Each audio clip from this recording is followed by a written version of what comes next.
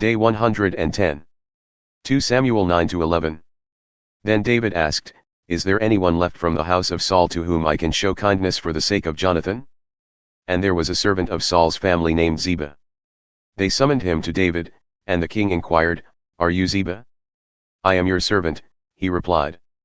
So the king asked, Is there anyone left of Saul's family to whom I can show the kindness of God? Ziba answered, There is still Jonathan's son, who is lame in both feet. Where is he? Replied the king. And Ziba said, Indeed, he is in Lo-debar at the house of Machir son of Ammiel. So King David had him brought from the house of Machir son of Ammiel in Lo-debar. And when Mephibosheth son of Jonathan, the son of Saul, came to David, he fell face down in reverence. Then David said, Mephibosheth. I am your servant, he replied. Do not be afraid, said David, for surely I will show you kindness for the sake of your father Jonathan. I will restore to you all the land of your grandfather Saul, and you will always eat at my table. Mephibosheth bowed down and said, What is your servant, that you should show regard for a dead dog like me? Then the king summoned Saul's servant Ziba and said to him, I have given to your master's grandson all that belonged to Saul and to all his house.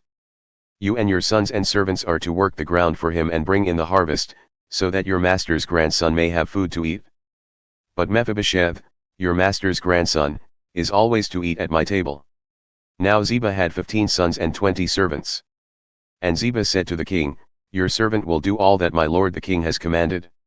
So Mephibosheth ate at David's table like one of the king's own sons. And Mephibosheth had a young son named Mica, and all who dwelt in the house of Ziba were servants of Mephibosheth. So Mephibosheth lived in Jerusalem, because he always ate at the king's table, and he was lame in both feet.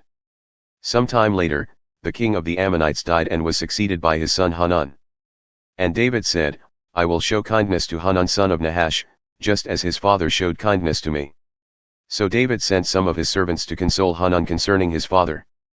But when they arrived in the land of the Ammonites, the princes of the Ammonites said to Hanun their lord, Just because David has sent you comforters, do you really believe he is showing respect for your father? Has not David instead sent his servants to explore the city, spy it out, and overthrow it? So Hanun took David's servants, shaved off half of each man's beard, cut off their garments at the hips, and sent them away. When this was reported to David, he sent messengers to meet the men, since they had been thoroughly humiliated. The king told them, Stay in Jericho until your beards have grown back, and then return. When the Ammonites realized that they had become a stench to David, they hired 20,000 Aramean foot soldiers from Beth-rehob and Zoba, as well as 1,000 men from the king of Maacah and 12,000 men from Tob. On hearing this, David sent Joab and the entire army of mighty men. The Ammonites marched out and arrayed themselves for battle at the entrance of the city gate, while the Arameans of Ziba and Rehob and the men of Tob and Maacah were by themselves in the open country. When Joab saw the battle lines before him and behind him, he selected some of the best men of Israel and arrayed them against the Arameans. And he placed the rest of the forces under the command of his brother Abishai, who arrayed them against the Ammonites. If the Arameans are too strong for me, said Joab, then you will come to my rescue.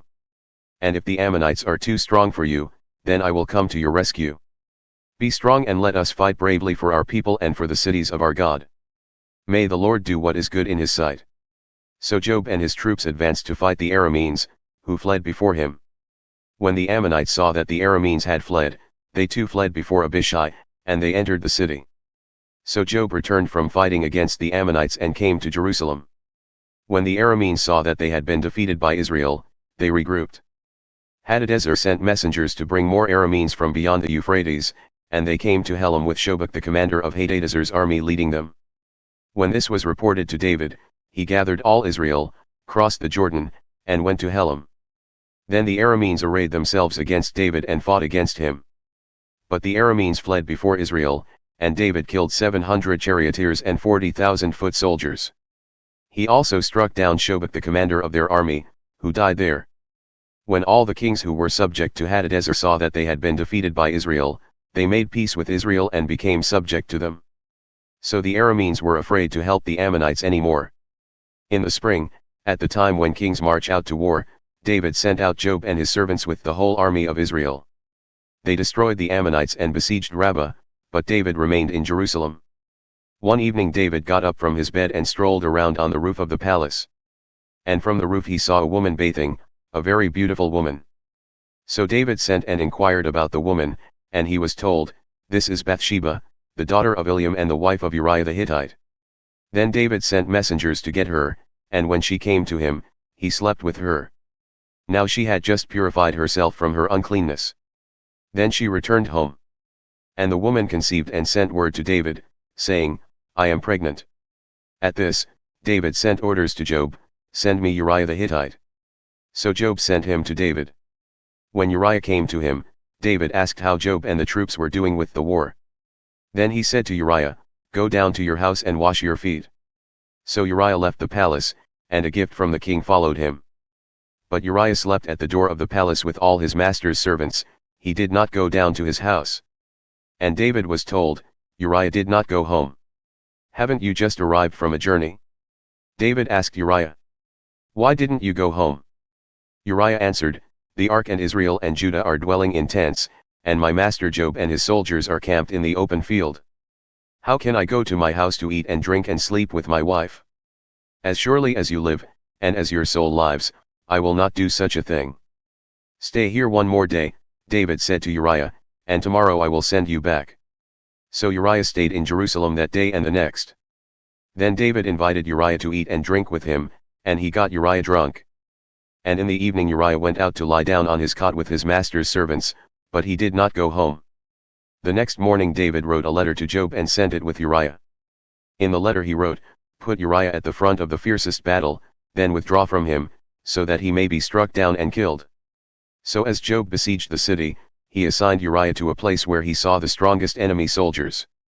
And when the men of the city came out and fought against Joab, some of David's servants fell, and Uriah the Hittite also died.